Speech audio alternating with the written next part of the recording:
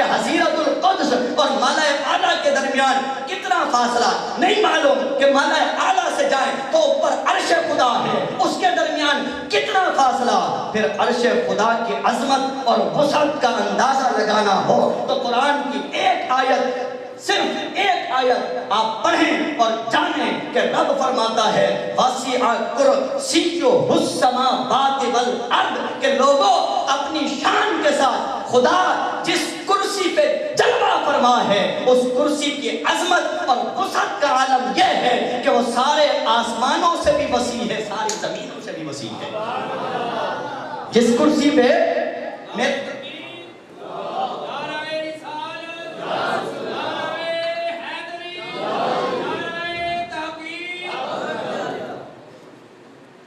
تو جو عرش ہے، اس عرش پہ جو کرسی رکھی ہے خالی، اس عرش پہ جو کرسی رکھی ہے، اس کرسی کی عظمت اور اس کی وسعت کا عالم یہ ہے کہ خالی کرسی زمین و آسمان سے بڑی ہے. السماوات کا لفظ آیا ہے کہ جتنے آسمان ہیں وہ سارے کے سارے اس میں سما جائیں، خالی کرسی اس سے بڑی. اگر میں اپنے وجدان کو میں اگر غور میں لاؤں تو وہ کرسی یقیناً عرش پہ ہی رکھی ہوگی. ذرا سوچ لیتے ہیں، کرسی عرش پہ رکھی ہوگی تو جو کرسی اتنی عظیم و وسیع ہے، بابا اسٹیج ہے، اسٹیج پہ کرسی رکھی ہے تو کرسی پھر بھی چھوٹی ہے، اسٹیج بڑا ہی ہے، تو جو کرسی ہے وہ اتنی وسیع ہے تو عرش خدا کتنا وسیع ہوگا ہے؟ اس کی وسعت کا عالم کیا ہوگا میں اور آپ نہیں جان سکتے، لیکن سمجھ نہیں آتا ہے کہ جو میں آپ کو پیغام دینا چاہ رہا ہوں کہ رفعت معرفت مقام کبریا کو آپ پہچانیے، اور جب میں پیغام دوں گا وہ اس سے بھی زیادہ اہمیت کا حامل ہوگا. میرا خدا اس سے بلند ہے، وہ عرش پہ جلوہ فرما اس کرسی کے اوپر جس کے بارے میں وہ فرماتا ہے وَسِعَ كُرْسِيُّهُ السَّمَاوَاتِ وَالْأَرْضِ، وہ اپنی شان کے مطابق جلوہ فرما ہے اور کرسی آسمانوں زمینوں سے بڑی ہے. میرا رب وہاں پر جلوہ فرما، نہ جانے وہ بلندی کتنا، وہ وسعت کتنا، وہ عظمت کتنا ہے. مجھے بتاتے بتاتے سوچتے سوچتے آدھا گھنٹہ لگ گیا، تو مجھے بتائیں کہ جانا پڑ جائے تو کتنا وقت لگے گا اور کوئی تھا جو گیا، دیکھ کے آیا، ہو کے آیا، جب مل کے واپس آیا تو کنڈی جیسے ہلتی چھوڑ کے گیا تھا ویسے ہل رہی تھی. کسی کی شان کا یہ عالم تھا. جب وہ گیا اس کے دیدار کو، اس کی ملاقات کو، تو یہی ہم پڑھتے سنتے ہیں کہ کنڈی ویسے کے ویسے ہل رہی تھی، بستر بھی گرم تھا. نہ جانے وہ اس ہستی کی کیا عظمت ہے. لوگ ایسے ہی بھول بیٹھتے ہیں، ایسے ہی بس ایمی بس باتیں کر بیٹھتے ہیں. وقت میری نظر اب گھڑی پہ چلی گئی، ورنہ میں آپ کو بھی چلو دیکھیں وہاں اگر بات آگی تو بات سے بات جوڑوں گا کہ اس سے اوپر اگر چلے جائیں، اس سے اوپر کہ پھر وہاں پہ جو رب جلوہ فرما ہے، وہ رب اپنی صفت کا بیان فرماتا ہے، وہ رب اپنی کیفیت کا بیان فرماتا ہے کہ رب ہے کیا، رب ہے کیا. اس نے قرآن میں اپنی شان وہ اس کرسی کے اوپر، یہ تو ابھی بلندی وسعت اور عظمت کی بات ہو رہی تھی، پھر خود خدا کیا ہے وہ اپنی شان اور صفت و کیفیت یہ بیان فرماتا ہے اللہ نور السماوات والارض، کہ اللہ نور ہے، اللہ روشنی ہے، اللہ آسمانوں کا بھی نور ہے، اللہ زمین کا بھی نور ہے. اب یہاں پہ تصوف کی ایک انتہائی گہری بحث شروع ہو جاتی ہے، انتہائی گہری بحث کہ اللہ نے اپنے آپ کو نور کہا ہے، اللہ نے اپنے آپ کو نور کہا ہے، تو کیا واقعی وہ نور ہے؟ کیا واقعی؟ اب ذرا غور کیجئے گا، کیا اللہ واقعی نور ہے؟ کون کون یہ سمجھتا ہے اللہ نور ہے؟ تو یاد رکھیے گا، کچھ دیگر مسالک کے لوگ یہ کہہ جاتے ہیں جی اللہ نور ہے، اس وجہ سے حضور کو نور نہیں کہیں کہ جی اس سے شرک لازم آتا ہے۔ یہ کہہ دیتے ہیں نا کہ اللہ نور ہے تو حضور کو نور نہیں کہنا چاہیے، اس سے شرک لازم آتا ہے۔ تو یاد رکھیے گا وہ بھولے لوگ نہ تو مقام مصطفیٰ سے واقف ہیں نہ شان کبریا سے واقف ہیں۔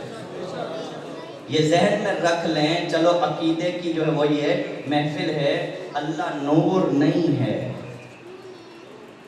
اللہ نور نہیں ہے، ٹھیک ہے؟ اس نے یہ کہا تو ہے اللہ نور السماوات والارض، اللہ آسمان و زمین کا نور ہے، اور میں عرض کر رہا ہوں وہ نور نہیں ہے۔ قرآن کہتا ہے کہ وہ نور ہے، میں کہہ رہا ہوں نور نہیں ہے۔ میں کیسے کہہ رہا ہوں، میری کیا جرت؟ تو یاد رکھیے گا کہ بابا اللہ تبارک و تعالی جو خود کو نور کہہ رہا ہے، صرف اور صرف مجھے اور آپ کو سمجھانے کے لیے کہہ رہا ہے، ورنہ وہ نور نہیں بلکہ وہ نور کا بھی خالق ہے، وہ نور کا بھی خالق ہے، وہ نور کا بھی رب ہے۔ بابا نور کہتے ہیں روشنی کو، اور روشنی وہ ہوتی ہے جو خود حد رکھتی ہے، جو خود محدود ہے، جو خود جگہ کو گھیرتی ہے۔ یہ لائٹ بلب جل رہی ہے، اس کا بتائیں حدود اربع بن رہا ہے کہ نہیں بن رہا؟ بن رہا ہے نا؟ تو یہ جو روشنی ہے یہ بھی محدود ہے، اور خدا محدود نہیں ہے۔ تو خدا نور نہیں بلکہ وہ نور سے بھی سوا کوئی چیز ہے۔ تو پھر یہاں اللہ نور السماوات والارض کا مطلب کیا ہوگا؟ یہاں علماء فرماتے ہیں کہ نور جو مصدر ہے، یہاں مصدر کے معنی میں نہیں بلکہ اس میں فاعل منور کے معنی میں ہے، کہ مطلب اللہ وہ ذات ہے جو آسمانوں کو بھی روشن فرما رہا ہے، زمین کو بھی روشن فرما رہا ہے۔ وہ نور نہیں، وہ نور کو پیدا کر کے وہ منور فرمانے والا ہے، وہ روشن کرنے والا ہے۔ جو لوگ خدا کو صرف نور سمجھیں وہ بھی اندھیرے میں ہیں، وہ بھی جہالت میں ہیں۔ خدا نور نہیں، خدا نور کے سوا کچھ اور چیز ہے۔ نور کو تو میں دیکھ رہا ہوں، روشنی کو تو میں دیکھ رہا ہوں، اور خدا وہ ہے جو نہ دیکھا جا سکتا ہے نہ سمجھا جا سکتا ہے۔ لا تدرکہ الابصار وہو یدرک الابصار۔ اب پتہ نہیں وہ کون سے لوگ اٹھ کے آ جاتے ہیں، درود تاج میں نور من نور اللہ ہم پڑھتے ہیں تو کہتے ہیں جی یہ تو گستاخی کر دی، یہ شرک کر دیا۔ اور ظالموں، میرے مصطفیٰ واقعی نور من نور اللہ ہیں، اللہ کے نوروں میں سے نور ہے، لیکن خدا نور سے بھی جدا کوئی چیز ہے، اس سے بھی کوئی اعلیٰ، کوئی باریک، کوئی لطیف، کوئی نفیس چیز ہے۔ وہ نور نہیں، وہ نور کا خالق ہے۔ تو جب وہ نور کا خالق ہے تو پھر اس نے کہا نور السماوات والارض۔ اب اس کی روشنی، اس کی چمک، اس کی دمک، عظمت، اس کی لطافت، اس کی شان، بابا میں تو یہ جو قرآن میں آ رہا ہے صرف سوچ سکتا ہوں، بول سکتا ہوں، دیکھنے کی جرت نہیں۔ کوئی ایک ذات ہے جو دیکھ کے بھی آئی ہے، جس نے دیدار بھی کیا۔ اور کچھ لوگ بھولے ہیں، وہ ایک سرائکی کا شعر ہے، مجھے تھوڑا سا وہ بھول رہا ہے کہ اتھاں عبد سرویندے اتھا رب نل مل ویندے، محمد مصطفیٰ سیندی حقیقت دا حال کیا پوچھ دی، محمد مصطفیٰ سیندی حقیقت دا حال کیا پوچھ دی، اتھاں عبد سرویندے اتھاں خدا نل مل ویندے، دماغی کون چکر دین دے، یہ الٹی چال کیا پوچھ دی کہ آپ جو ہے وہ کیا کہتے ہیں، ابھی حضور کی شان نہیں سمجھ سکتے، خدا کی شان کیا سمجھیں گے؟ یہ لوگ تو کچھ ایسے ہیں جن کی آنکھوں پہ پردے پڑے ہیں، یہ تو مقام مصطفیٰ بھی نہیں جانتے، چہ جائے کہ ان کو مقام کبریا کا پتہ ہو۔ بابا توحید، جو لوگ یہ توحید توحید کے نعرے لگاتے ہیں، حقیقی توحید کا ان کو بھی نہیں پتہ ہے۔ سمجھے نا؟ تو اللہ نور السماوات والارض. اب میں اپنے مقصد کی طرف آتا ہوں. ذرا غور فرمائیے گا کہ میں کہہ رہا تھا کہ جڑے اس پیغام کے ساتھ کہ جو بلند ہو، بالا ہو. مجھے میرے قرآن نے پیغام دیا کہ کوئی خدا ہے، اور اس خدا کی عظمت و بلندی کا عالم یہ ہے کہ وہ زمین سے بلند، وہ پہلے آسمان سے بلند، وہ دوسرے آسمان سے بلند، وہ ساتویں آسمان سے بھی، میرے ساتھ بولتے جائیں، وہ ساتویں آسمان سے بھی بلند. بلند تو بولے، ساتویں آسمان سے بھی بلند، سدرۃ المنتہا سے بھی بلند، جنت المأویٰ سے بھی بلند، وہ مکان سے بھی بلند، وہ لا مکان سے بھی بلند، وہ عالم رفرف سے بھی بلند، وہ حضیرت القدس سے بھی بلند، وہ ملائے اعلیٰ سے بھی بلند، وہ عرش سے بھی بلند، وہ اپنی کرسی پہ جلوہ فرما اس سے بھی بلند. اتنی بلندیوں سے، اتنی بلندیوں سے، اب میری طرف دیکھیے گا، اتنی بلندیوں سے میرا رب میرے لیے پیغام بھیجتا ہے، میرے لیے قرآن اتارتا ہے، میرے لیے ہدایت کی باتیں نازل فرماتا ہے. یہ قرآن اتنی بلندی سے اترا ہوا ہے، یہ قرآن اتنی اونچائی سے اترا ہوا ہے. تو میں عرض کر رہا تھا کہ بلندیاں اگر پانا چاہتے ہیں تو کسی بلند خیال کے ساتھ جڑ جائیں، کسی بلند پیغام کے ساتھ جڑ جائیں، کسی بلند فرمان کے ساتھ جڑ جائیں.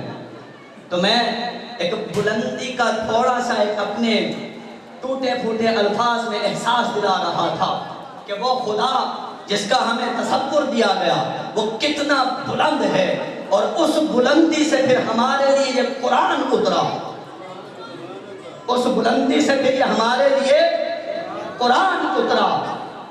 تو ذرا مجھے جواب دیں، اس قرآن میں جو باتیں ہوں گی وہ بھی تو بلند ہوں گی بابا، جو ہدایت ہوگی وہ بھی تو بلند ہوگی.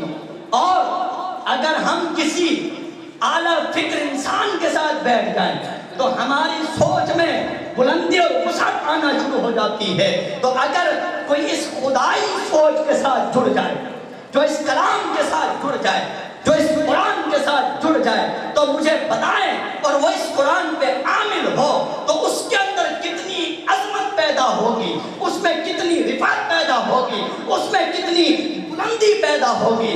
یاد رکھیے گا، جو اس پہ جتنا عمل کرتا جائے گا وہ اتنا ہی بلند ہوتا چلا جائے گا. اور جس نے اس قرآن پہ پوری طرح عمل فرمایا اس کی بلندی کا عالم یہ تھا کہ شب معراج وہ زمین سے اٹھا اور وہ آسمانوں سے پار ہوتا ہوا عرش خدا پہ جا کے وہ جلوہ خدا کو ملاحظہ فرما رہا تھا اور خدا کو اپنی آنکھوں سے دیکھ رہا تھا.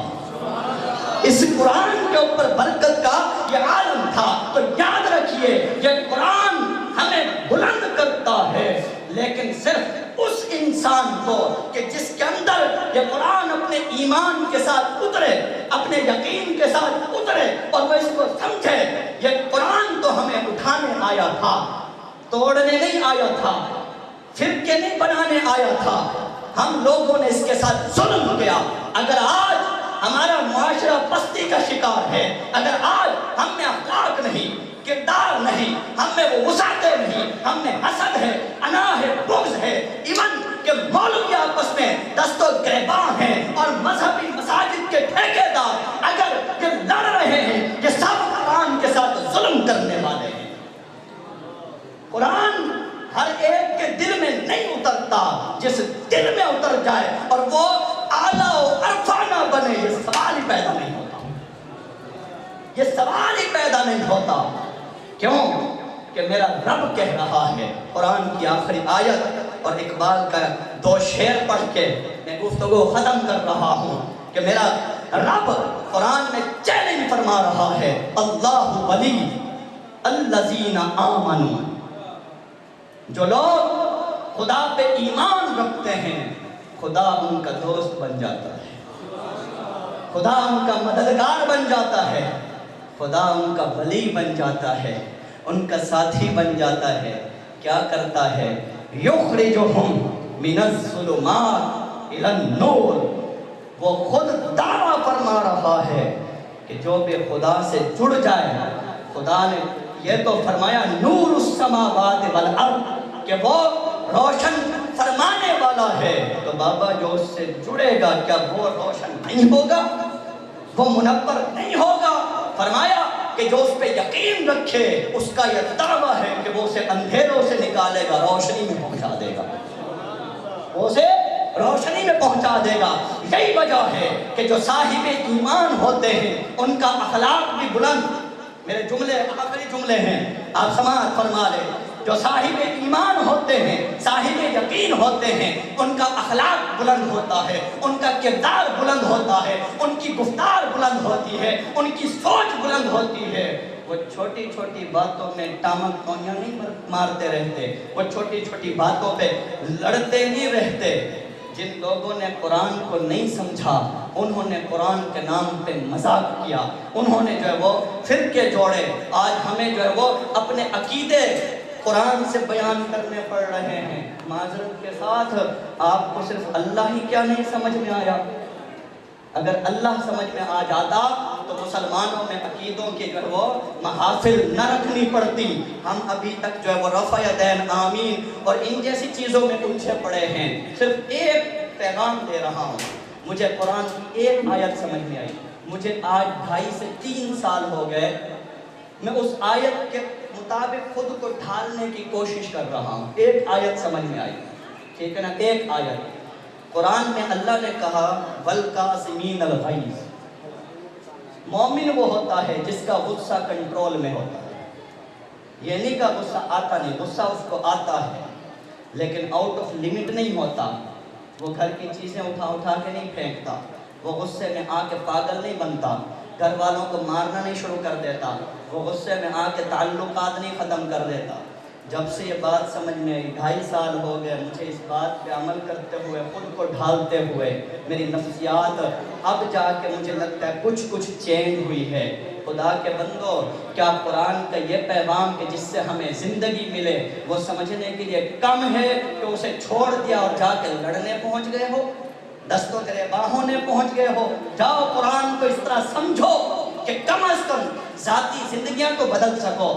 چہ جائے کہ اس قرآن کے اندر رب نے حلم کا لفظ استعمال فرمایا، چہ جائے کہ مصطفیٰ نے حلم کے ساتھ انات کا لفظ استعمال فرمایا، چہ جائے کہ میں اس پہ بات نہیں کر سکتا، ابھی وقت نہیں، کہ چہ جائے، جملہ غور کیجئے گا، چہ جائے کہ رب نے 11 قسمیں کھا کر، رب نے اس قرآن میں 11 قسمیں کھا کر اپنے نفس کو پاکیزہ کرنے کا حکم دیا.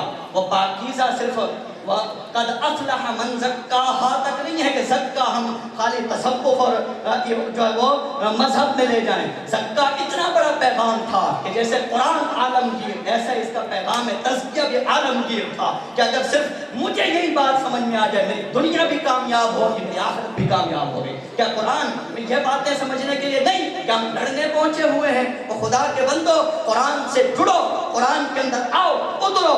رب اس کا ولی بن جاتا ہے اور جس کا رب ولی بن جائے تو پھر آنکھ اس کی ہوتی ہے، طاقت خدا کی ہوتی ہے، ہاتھ اس کا ہوتا ہے، طاقت خدا کی ہوتی ہے، پاؤں اس کے ہوتے ہیں، طاقت خدا کی ہوتی ہے. اور علامہ اقبال نے پھر اس چیز کو یوں بیان کیا، ہاتھ ہے اللہ کا، ہاتھ ہے اللہ کا، بندہ مومن کا ہاتھ، غالب و کار آفرین، کار کشا، کار ساز.